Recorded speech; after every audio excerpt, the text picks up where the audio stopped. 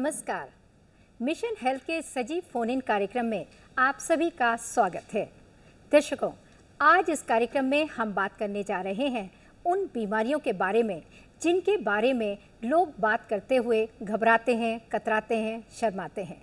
लेकिन आम तौर पे देखा जाता है कि जो इस तरह के मरीज़ होते हैं वो ना तो डॉक्टर के पास जाते हैं और ना ही किसी से सलाह मशवरा करते हैं, जिसकी वजह से उनकी परेशानियां दिन पे दिन बढ़ती जाती हैं। लेकिन आपको घबराने की बिल्कुल भी ज़रूरत नहीं है, क्योंकि जानकारी और जागरूकता एक ऐसा उपाय है जिसके ज़रिए आप इन बीमारियों से बच सकते हैं और इन पर काबू भी पा सकते हैं। बस ज़रूरत इस बात की है कि आप जागरूक हों और सही जानकारी हो। जानकारी लेने के लिए आज इस कार्यक्रम का विषय हमने लिया है यौन संचारित संक्रमण। जी हाँ, यही विषय है हमारे आज के इस कार्यक्रम का। इस विषय से जुड़ा अगर आपका भी कोई सवाल है, कुछ जानना चाहते हैं या कोई जिज्ञासा है, आप हमें फ़ोन भी कर सकते हैं। फ़ोन करने के लिए जल्दी से कागज़ और कलम उठाइए, फ़ोन नंबर्स नोट कीजिए।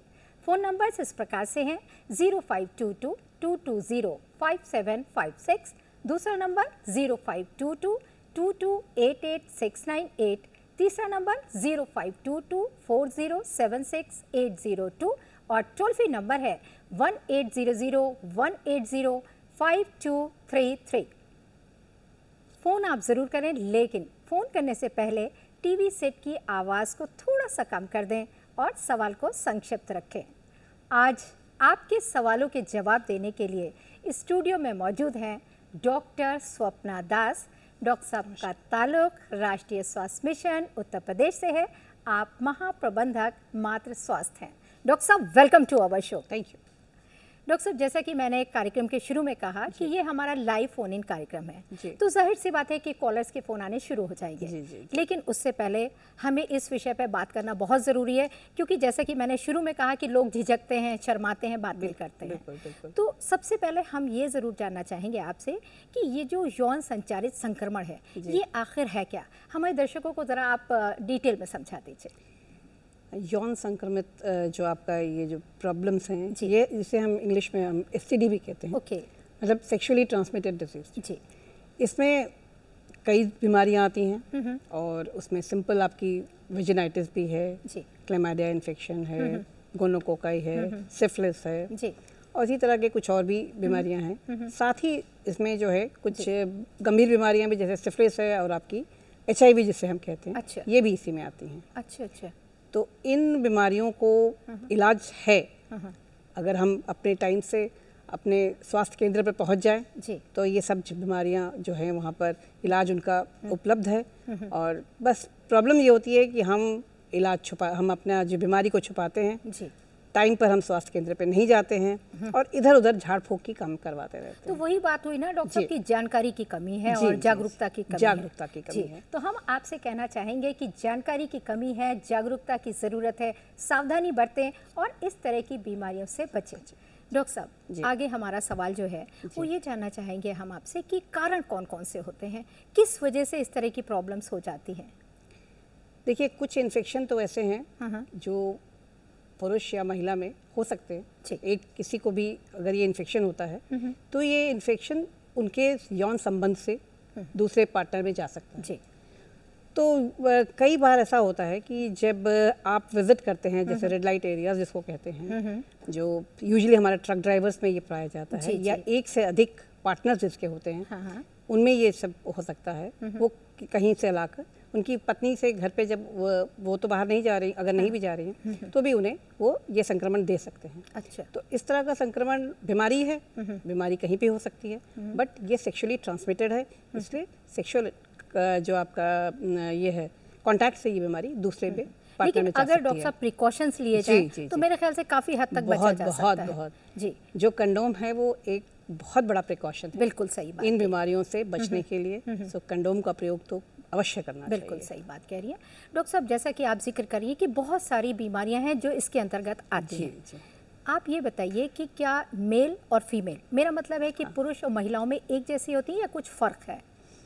ज़्यादातर बीमारियां पुरुष और महिलाओं में, बीमारियां तो उसमें होती हैं लेकिन उनके लक्षण अलग अलग होते हैं। अच्छा। महिलाओं में जैसे आपको पानी जाना, वेजिनाइटिस, सर्वाइकल सर्विसाइटिस, उसमें भी आपका पानी जाता है। पेड़ों में दर्द, अच्छा, ये ज़्यादातर लक्षण आते हैं। और पुरुषों में ज़्यादातर यूरेथ्रल डिस्चार्ज होगा, ओके, और पेशाब करने में तकलीफ होती है। ये सब चीज़ें ज़्यादातर मेल में पाई जाती हैं। या कुछ अल्सर हो जाते हैं, जेनिटल अल्सर्स हो सकते हैं। अच्छा, तो ये सब चीज़ें पाई जा सकती हैं। डॉक्टर साहब, अगर आपने जैसा कि लक्षण बताए हमें मेल और फीमेल के, लेकिन कौन से ऐसे साइन एंड सिम्टम्स हैं जो वार्निंग है, मतलब ये समझना चाहिए कि भाई ये खतरे की घंटी है और फौरन डॉक्टर के पास जाना चाहिए? देखिए, महिलाओं में तो वेजिनाइटिस जिसको हम कहते हैं, कई आम शब्दों में लोग कहते हैं पानी जाना, लिकोरिया जैसे कहते हैं। कई वेजिनाइट जो पानी डिस्चार्ज है वो बहुत नॉर्मल भी हो सकता है, बट कई बार ये जो है इनिशियल आपको जो खटखटाता भी है, तो इसके लिए अगर आपको वेजिनाइटिस है और पानी जा रहा है और ठीक नहीं हो रहा, पानी बदबूदार हो रहा है, तो अवश्य अपने स्वास्थ्य केंद्र पर जाएं और अपने डॉक्टर से इसकी जांच कराएं। बिल्कुल सही बात कह रही हैं। तो दर्शकों, हम आपसे कहना चाहेंगे कि अगर समस्याएं हैं तो उसका समाधान भी है, घबराएं बिल्कुल नहीं, फौरन डॉक्टर से कांटेक्ट करें।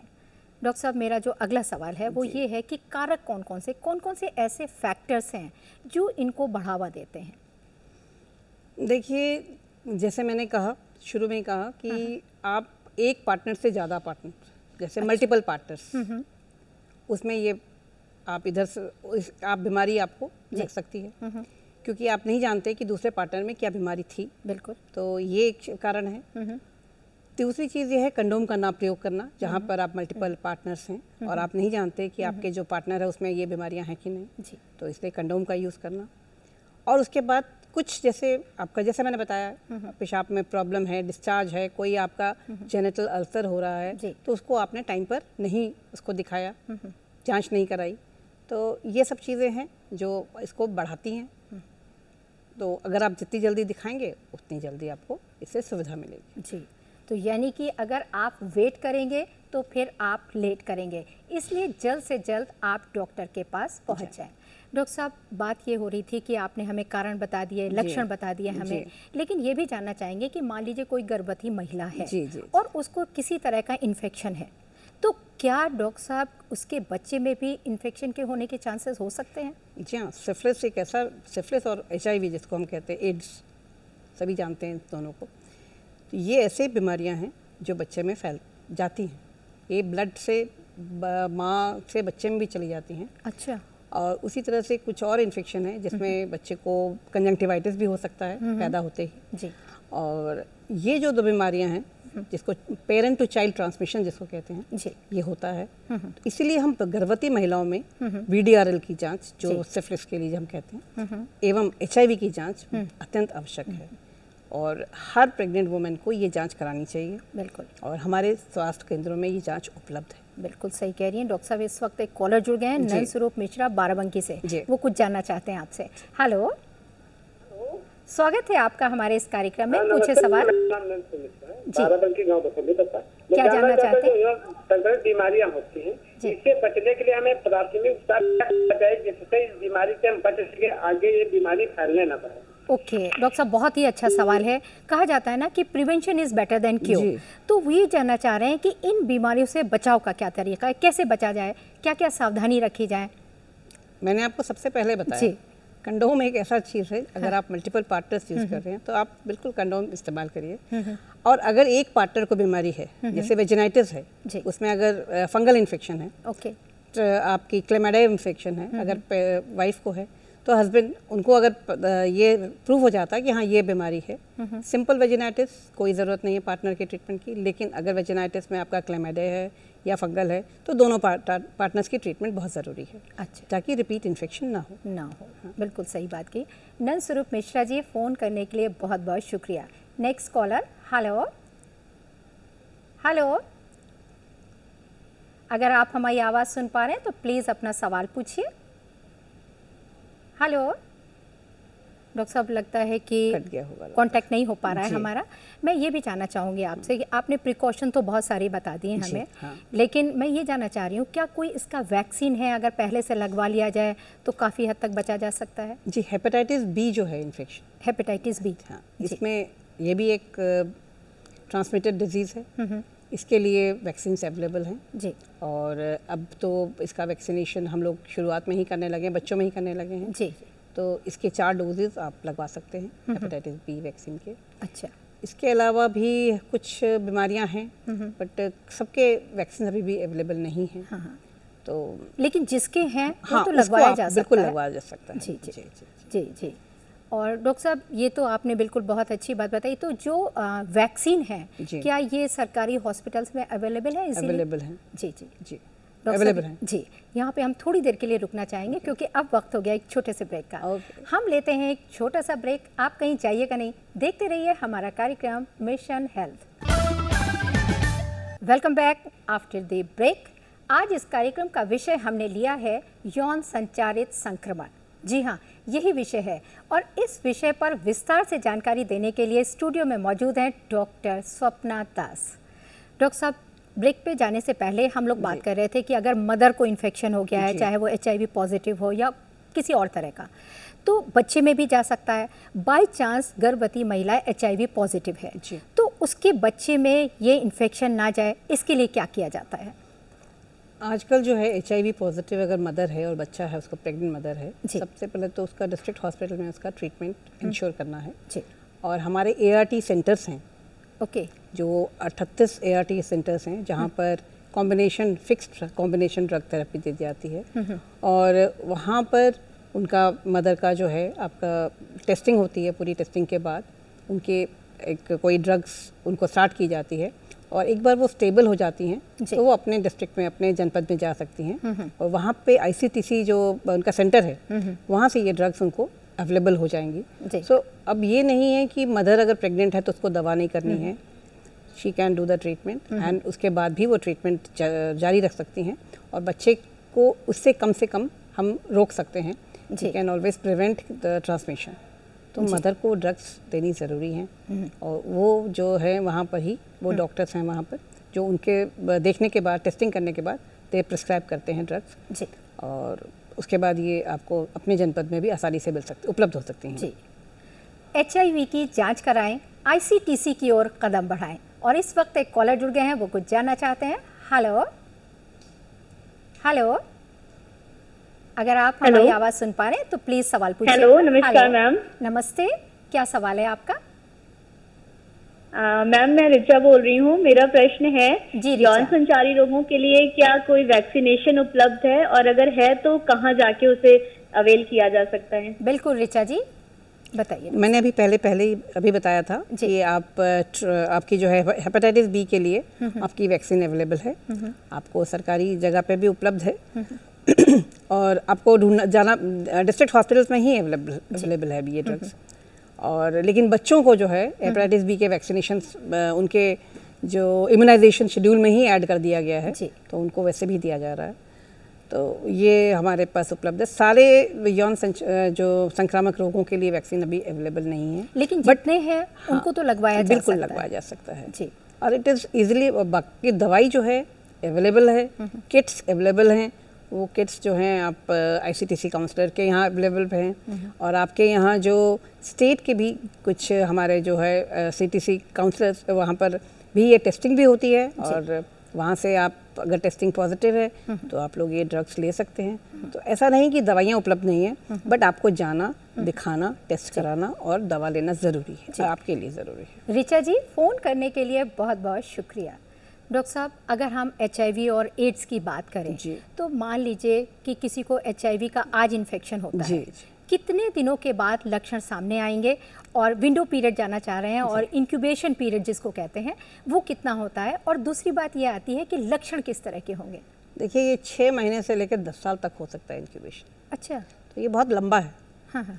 तो ऐसा नहीं कि आज आपको संक्रमण हुआ तो कल आपको इसके लक्षण स्टार्ट हो जाएंगे। अथवा आप सब जानते ही हैं, आपने देखा ही होगा कि यूजुअली कई बार होता है कि कई महिलाओं को पता चलता है कि उन्हें HIV पॉजिटिव है, वो बीमार होती है, उनकी टेस्टिंग में पता चलता है, बट उनके हस्बैंड को कोई लक्षण नहीं हुए हैं एंड जब टेस्टिंग होती है तो पता चलता है उनके हस्बैंड में ही ये बीमारी थी, तो उन्होंने ही उनके यहाँ थ्रू से ही उन्हें मिला है। HIV प्रेजेंट होता है, आपका वायरस है बॉडी में, बट उसके लक्षण स्टार्ट नहीं हुए। तो वो डिपेंड करता है कईयों की इम्यूनिटी के ऊपर, बेसिक इम्यूनिटी जो होती है उसके ऊपर डिपेंड करता है कि वो कितने दिन में ये रोग प्रतिरोधक क्षमता कितनी है इसके ऊपर डिपेंड करेगा। और डॉक्टर साहब, ये जो जांच कराई जाती है ये मेरे ख्याल से गुप्त होती है, अगर बाई चांस पॉजिटिव। बिल्कुल ये जो है ये बिल्कुल नहीं घबराने की बात है, ये बिल्कुल जांच गुप्त रखी जाती है, ये बिल्कुल प्राइवेट है, किसी को नहीं इसके बारे में पता होता। हाँ, सिर्फ आपको ही बताया जाता है और आप ये कहीं पे भी लीक आउट नहीं होता। इसके लिए बहुत ही, और जो काउंसलर्स हैं वो भी इतने ट्रेंड हैं कि वो आपको इसके बारे में पूरा समझा देंगे। एंड अगर आपको ऐसी कोई भी प्रॉब्लम है या संक्रामक संबंधी जो भी प्रॉब्लम्स हैं, आप इन काउंसलर्स पे जा सकते हैं। They will give you full, आपकी काउंसलिंग भी करेंगे, आपको जो प्रॉब्लम होगी डिस्कस कर सकते हैं, प्रत्येक वो डिस्कशन आप उनके साथ कर सकते हैं जी। और आपको टेस्टिंग के लिए बता देंगे और क्या करना है जी। यानी कि जो रिपोर्ट्स है वो कॉन्फिडेंशियल रहती है। जी बिल्कुल कॉन्फिडेंशियल है। डॉक्टर साहब, यहाँ पे हम थोड़ी देर के लिए रुकेंगे, ब्रेक के लिए। हम लेते हैं एक छोटा सा ब्रेक, आप कहीं जाइएगा नहीं, देखते रहिए हमारा कार्यक्रम मिशन हेल्थ। मिशन हेल्थ कार्यक्रम में आपका एक बार फिर से स्वागत है। आज का विषय हमने लिया है यौन संचारित संक्रमण, और इस विषय पर विस्तार से जानकारी देने के लिए स्टूडियो में मौजूद हैं जानी मानी एक्सपर्ट डॉक्टर स्वप्ना दास। डॉक्टर साहब, अगर हम HIV और एड्स की बात करें तो आमतौर पे देखा जाता है कि लोग बहुत घबराते हैं। ये क्यों हो जाता है और इसके लिए बचाव कैसे किया जाए ताकि ना हो, कौन कौन सी सावधानी बरतनी चाहिए? देखिए, बेस्ट चीज़ तो है सेक्सुअली ट्रांसमिटेड डिजीज से आप है एब्स्टिनेंस, जिसको कहते हैं। आप एब्स्टिनेंस करिए, बिल्कुल अलग रहिए। पहले ज़माने में जैसे हमारा ये था कि मतलब अलग अलग रहिए, और नहीं तो प्लीज कंडोम का इस्तेमाल करिए। तो जो आज का हमारा यूथ है उससे आप क्या कहना चाहेंगे, क्योंकि हमारे देश की ताकत है वो? जी भाई, हम ये कहना चाहेंगे कि आप जो है मल्टीपल पार्टनर्स को मत यूज़ कीजिए जी। अगर आप उसमें हम रोक नहीं से लगा सकते, बट आपके पास एक प्रिकॉशन है, आप बिल्कुल कंडोम का इस्तेमाल करिए और अपनी विल पावर को स्ट्रॉन्ग रखिए जी। उसके लिए जो कह रहे हैं एब्स्टिनेंस करिए जी, पार्टनर एक रखिए, अथवा आप कंडोम का इस्तेमाल करिए, जिससे कि ये जो आपको इन्फेक्शन है ये आपको ना हो सके और ना आप किसी को दे सके। तो अगर आप में ये रहेगा तो ये कोई प्रॉब्लम नहीं होगी। तो कंडोम का इस्तेमाल बहुत ज़रूरी है। बिल्कुल। इसके लिए मैं तो अपने पूरे सबको यही कहना चाहूँगी कि प्लीज़ आप अपना विल पावर स्ट्रॉन्ग रखिए और कंडोम का इस्तेमाल करिए। तो यानी कि एड्स को रोकना चाहिए। तो आइए हम सब मिलकर ये वादा करते हैं कि एड्स को रोकेंगे, वादा निभाएंगे, मैं, आप और हम सब। इसी वादे के साथ आगे बढ़ते हैं। डॉक्टर साहब, बात हो रही है HIV और एड्स की। तो आमतौर पे देखा जाता है कि जब किसी को HIV या एड्स हो जाता है तो लोग बड़ा भेदभाव करते हैं, डिस्क्रिमिनेशन जिसको कहते हैं, या एक समझ लीजिए स्टिग्मा माना जाता है कि भाई फला शख्स को HIV पॉजिटिव है या एड्स हो गया है। ऐसी स्थिति में आमतौर पे देखा जाता है, अगर बच्चा स्कूल में है तो उसको नाम काट दिया जाता है, जॉब में है उसको जॉब से निकाल दिया जाता है, लोग हाथ नहीं मिलाते हैं, खाना नहीं साथ खाते हैं। मैं आपसे ये जानना चाहूँगी, क्या वाकई में HIV और एड्स एक कलंक है और हमें उनके साथ इसी तरह का भेदभाव करना चाहिए? क्या छुआछूत की बीमारी है ये डॉक्टर? जी नहीं, ये एक बीमारी है जो किसी भी इंसान को हो सकती है। और इसका जो संक्रमण का तरीका जब आपने पहले ही बताया, आइदर सेक्सुअल कांटेक्ट या खून से, जो ब्लड डोनेशन, ब्लड जो है अगर गलत ब्लड चलता है तो मतलब अगर वो टेस्टेड नहीं है तो हो सकता है। अगर तो यही दो चीज़ें हैं। बाकी आप अगर उनसे मिलते हैं, हाथ मिलाते हैं, बैठते हैं, साथ खाना खाते हैं, साथ पे खाना खाते हैं, तो उससे कोई नहीं है जी। सिर्फ सलाइवा, जैसे आप ओरल अगर ये जी सलाइवे से दूर रहिए, बाकी कोई चीज़ नहीं है। आप सब कुछ कर सकते हैं, उनके साथ बैठ के, बगल में बैठ के खाना भी खा सकते हैं, उनके साथ बच्चे जो है आप उनको कोई प्रॉब्लम्स नहीं है। So we have to be एक एम्पैथेटिक इन द सोसाइटी। ये नहीं होना चाहिए कि ऐसे हम सबको छुआछूत दूर कर दें। अगर आप उन्हें दूर करेंगे तो उनमें भी तो जीने की क्षमता जो है, जीने की वो कम हो जाएगी ना। तो वो बिल्कुल दवा ले सकते हैं, बहुत बरसों से ले सकते हैं। ऐसा नहीं है कि उनको एक बार हो गया तो वो बहुत यानी कि हम ये बात पूरी तरह से कह सकते हैं कि ये छुआछूत की बीमारी बिल्कुल नहीं है। जी हाँ, हमारे एक्सपर्ट का कहना है कि ये HIV और एड्स छुआछूत की बीमारी बिल्कुल नहीं है। ये छूने से नहीं फैलता है, छूने से तो बस प्यार ही फैलता है। तो बस ज़रूरत इस बात की है कि अगर कोई HIV पॉजिटिव है तो आप उसे प्रेम, सम्मान और दवाएं दीजिए। और इस वक्त एक कॉलर जुड़ गए हैं। हेलो हेलो जी, स्वागत है आपका हमारे इस कार्यक्रम में। पूछे सवाल। हेलो, मुझे आपकी आवाज़ सुनाई दे रही है, प्लीज सवाल पूछिए। हेलो मुझे आपकी आवाज़ सुनाई दे रही है। अगर आप मेरी आवाज़ सुन पा रहे हैं तो प्लीज़ सवाल पूछिए। डॉक्टर साहब फ़ोन डिस्कनेक्ट हो गया है। जी जी जी, आप ये बता रही थी कि लोग इसको कलंक मानते हैं, तो हम ये चाहते हैं कि आप हमारे व्यूवर्स को क्या समझाना चाहेंगी ताकि किसी तरह का डिस्क्रिमिनेशन ना हो, या जो भेदभाव करते हैं या इस तरह के जो यौन संबंध जिसके होते हैं, वो जाहिर सी बात है, आपने कहा जैसा इन्फेक्शन होता है तो लोग एक दूसरे से नहीं शेयर करते हैं या डॉक्टर के पास नहीं जाते हैं। आप हमारे व्यूवर्स को क्या समझाना चाहेंगे डॉक्टर साहब? देखिए, ये सारे यौन जो आपकी जो बीमारियां हैं, जो बीमारियां हैं, इसमें प्रॉब्लम ये होती है कि आप इसको छुपा के रखते हैं, आप इसके बारे में पहले चर्चा नहीं करते। आप इसकी टेस्टिंग कराइए। इसके बाद अगर आपका पॉजिटिव है, जैसे मैंने कहा 6 महीने से लेकर 10 साल तक का इसका पीरियड होता है, तो उस पीरियड में पता नहीं चलता, लेकिन इसलिए हम कहते हैं कि प्रत्येक गर्भवती महिला की टेस्टिंग होनी चाहिए। अगर उसकी टेस्टिंग होगी तो नेचुरली उसको हम पहले से दवा स्टार्ट कर सकते हैं और बच्चे में जो है ये प्रॉब्लम्स नहीं आएंगी। दूसरी बात यह है कि कोई भी यौन संपर्क में अगर आप आपका हो गया है, अगर इन्फेक्शन है, आप ट्रीटमेंट कराइए और बोथ पार्टनर्स का ट्रीटमेंट कराइए और आगे से मल्टीपल पार्टनर्स नहीं रखने की बात करिए। एवं जो समाज है, समाज को थोड़ा सा देखना पड़ेगा, थोड़ा एम्पैथेटिक होना पड़ेगा। ऐसा नहीं है कि ये लोग कुछ फैलाते हैं या कुछ आपका कुछ बुरा हो जाएगा। आप उनके साथ बैठना उठना, उन्हें भी समाज का हिस्सा बनाइए और समाज में उन्हें भी काम करने की दीजिए। डॉक्टर साहब, आपने बहुत ही महत्वपूर्ण जानकारी हमारे व्यूवर्स को दी, थैंक यू सो मच। और दर्शकों, हम आपसे कहना चाहेंगे कि डॉक्टर साहब ने आपको जो महत्वपूर्ण जानकारी दी है, आप उसका पूरा लाभ उठाइए और दूसरों को भी बताइए ताकि आप सभी लोग स्वस्थ रह सकें, और आप स्वस्थ तो देश स्वस्थ। और अब चलते हैं चलते चलते।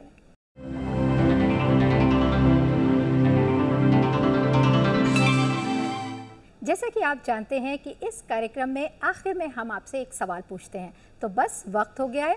कागज़ और कलम उठाइए और नोट कीजिए आज का सवाल। हमारा आज का सवाल है, एड्स से बचाव के लिए 2 प्रमुख सावधानियां कौन सी हैं? जी हाँ, यही सवाल है और इस सवाल का जवाब आप हमें जल्द से जल्द डाक या ईमेल के ज़रिए भेज सकते हैं। इसके लिए नोट कीजिए आप हमारा पता और ईमेल। हमारा पता है प्रस्तुतकर्ता मिशन हेल्थ, कमरा नंबर 205, दूरदर्शन केंद्र, 24 अशोक मार्ग, लखनऊ 226001। और हमारा ईमेल आईडी है missionhealth.dduplko@gmail.com। आप हमें ख़त ज़रूर लिखें, हमें आपके ख़त का बेसब्री से इंतज़ार रहेगा। और इसी कामना के साथ आप सभी लोग स्वस्थ रहें, सुखी रहें, हंसते रहें, मुस्कुराते रहें और मिशन हेल्थ कार्यक्रम देखते रहें। इसी के साथ डॉक्टर साहब, मैं आपसे भी विदा लेती हूँ। आप स्टूडियो में आई और हमारे व्यूवर्स को इतनी इंपॉर्टेंट जानकारी दी, थैंक यू सो मच।